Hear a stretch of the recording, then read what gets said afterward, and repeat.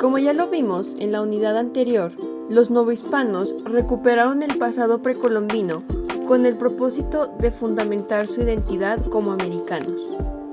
Fue así que, impulsados por el descontento de la discriminación generada por un eurocentrismo, los criollos comenzaron a producir una historiografía nacional que terminó legitimando ya no solo una identidad propia para los americanos, sino también nacionalismo que dio lugar a nuevos debates referentes a la autonomía del lugar.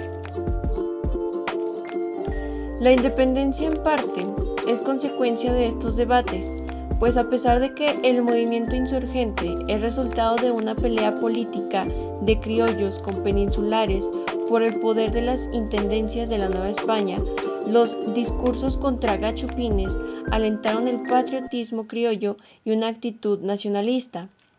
La historiografía ilustrada criolla recuperó las aportaciones de las casas que usa una defensa teológica para dotar a los indígenas del occidente de capacidades culturales de exaltación, mientras que en Perú la historiografía se centrará en las enseñanzas del Inca Garcilaso.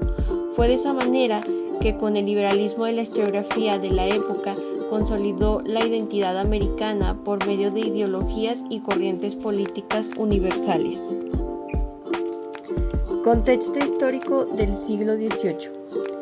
En Europa occidental del siglo XVIII, la historiografía celebraba y enaltecía los nuevos avances en las artes y en las ciencias presentados en dicho continente, mientras que había una tendencia a desmeritar y despreciar América. Por ejemplo, Ulloa, que expresaba que los indígenas eran cobardes, o Buffon Raynal, quien se dedicó a crear una historia polémica donde se despreció América y se expresa en su obra la inferioridad de las especies animales en América. Una de sus premisas es que en América las especies no solo son distintas a las especies europeas, sino que son más pequeñas e inferiores a las presentes en Europa. Incluso los animales que deberían ser de la misma especie son distintos, pues según Buffon, el león americano es más pequeño que el león europeo. Tiene un trasfondo racista y xenofóbico respecto a los americanos, describiéndolos como hombres débiles e incapaces de dominar su entorno natural. Esta imagen de un América débil e inmaduro comenzó a ser replicada en las obras literarias de otros europeos a mediados del siglo XVIII. Naturalmente, esta campaña de desprestigio americano provocó indignación principalmente por parte de los mismos americanos, por lo que comenzaron a contestar con actos de xenofobia en contra de europeos.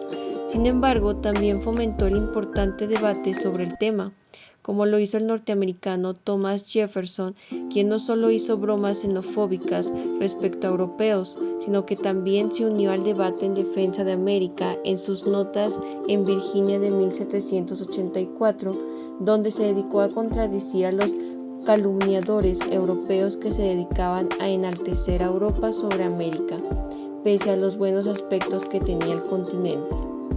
Por otro lado, y con influencia de la Ilustración, los novohispanos también comenzaron a producir debates contra las enseñanzas europeas de América. Un ejemplo es la Historia del Reino de Quito de 1789, donde se defiende la tradición patriótica de América y desmiente las enseñanzas de los filósofos antiamericanos, fundamentado que América es grande y vasto, por lo que no se puede generalizar su clima y medio ambiente. Además, expresó que los indígenas no eran todos unos ignorantes, pues sus condiciones solo se debían a que pocos tenían acceso a una educación, pero muchos de ellos eran artistas talentosos. También defendió el idioma indígena al asegurar que era un idioma completo y útil para expresar la teología cristiana.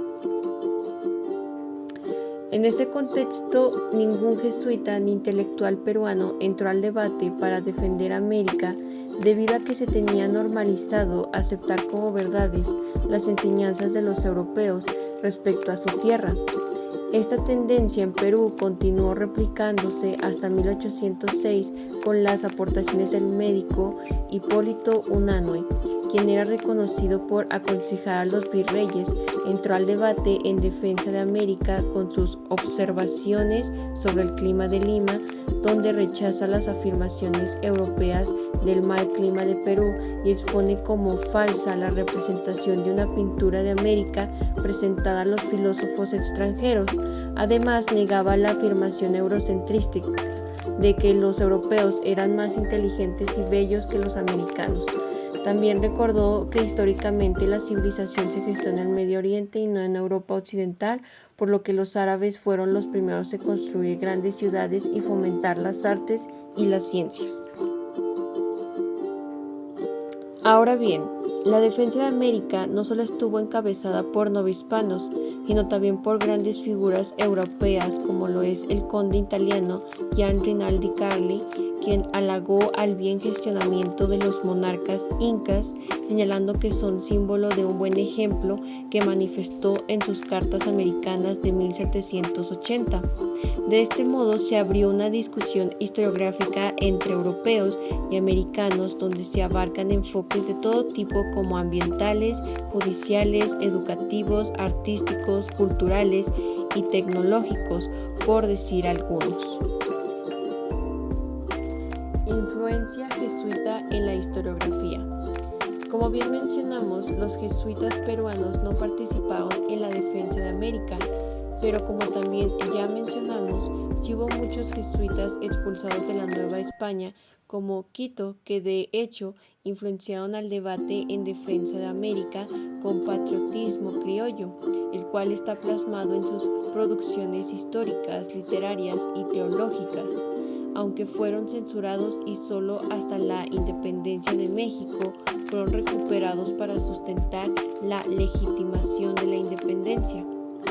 Durante el debate de si la cultura indígena era civilizada, el jesuita Pedro Márquez aportó datos para contradecir las mentiras dichas por Pau y Robertson. Gracias a este trabajo descriptivo se comprobó la imagen de Anáhuac presente en las recientes historias de México. Ahora bien, como ya se mencionó, la postura de los jesuitas era totalmente patriótica, como lo fue la producción historiográfica del jesuita Francisco Javier Clavijero, del que hablaremos más adelante. Es necesario recordar que los jesuitas del siglo XVIII, a pesar de estar obligados a cumplir con el decreto de su orden de repetir las enseñanzas de Aristóteles usadas en la escolástica, se dedicaron a modernizar las enseñanzas de la filosofía en la provincia mexicana, por lo que en sus cursos se hablaban y enseñaban de las ciencias modernas y fueron contenidos educativamente los moldes de la revolución de las ciencias, de la historia y la filosofía que formaron la Ilustración. Clavijero y la idea de mexicanidad. Francisco Javier Clavijero es un novohispano expulsado de la Nueva España y enviado a Italia, que es reconocido por sus obras historiográficas, donde reivindica la cultura indígena mexicana y gesta la idea de mexicanidad. Una de sus famosas obras es la Historia Antigua de México, que realizó durante 1780 al 1781, que hizo con el mismo propósito que tenía Pedro Márquez y otros jesuitas americanos, el cual era desmentir las calumnias y errores históricos ofrecidos por Pau y Robertson, además de Buffon Raynal ya mencionado. Para ello dio lugar a una acalorada y justificada crítica contra estos antiamericanos. Dicha obra fue traducida al italiano por el mismo Clavijero con el fin de que fuera publicada.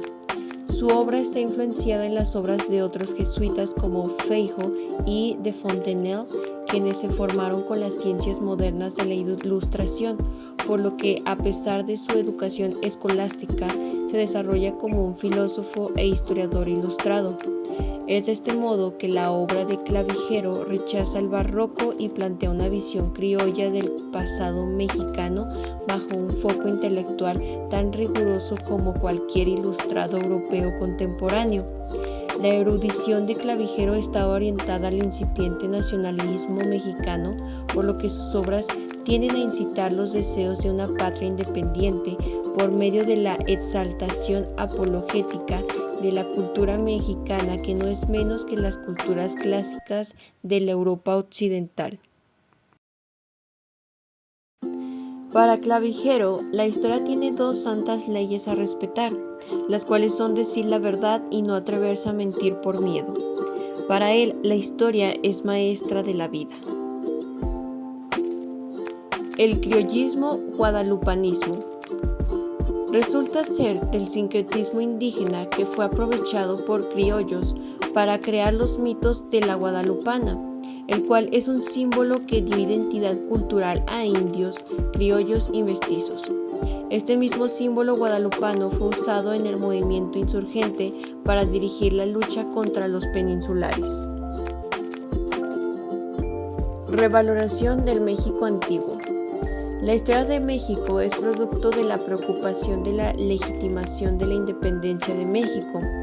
Si bien la insurgencia es más un movimiento nacido principalmente por la lucha de poder de las intendencias de la Nueva España, se debe comprender que la separación entre criollos y peninsulares es resultado del debate entre los antiamericanos y americanos ilustrados anteriormente mencionados, ya que antes de la campaña del desprestigio político y burocrático de los criollos, estos estaban orgullosos de sus raíces europeas al ser descendientes de conquistadores españoles.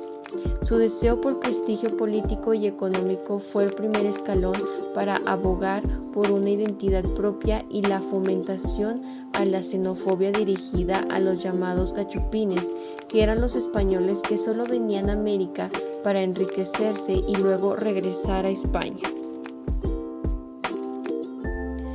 De modo que la insurgencia da paso a la historia nacional de México.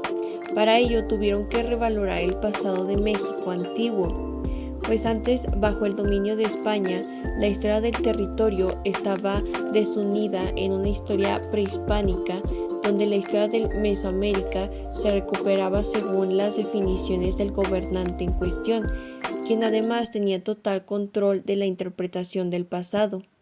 La otra parte era la historia virreinal, la cual se escribía con diferentes modos y enfoques. Uno de estos fue el intento de justificar la dominación y exportación de España en América. En este sentido, bajo las aportaciones providenciales e imperialistas de los jesuitas novohispanos, se comenzó a dar una historia y surgió el proyecto histórico donde los indígenas formaban parte de una comunidad dedicada a Dios, no un grupo étnico víctima de explotación.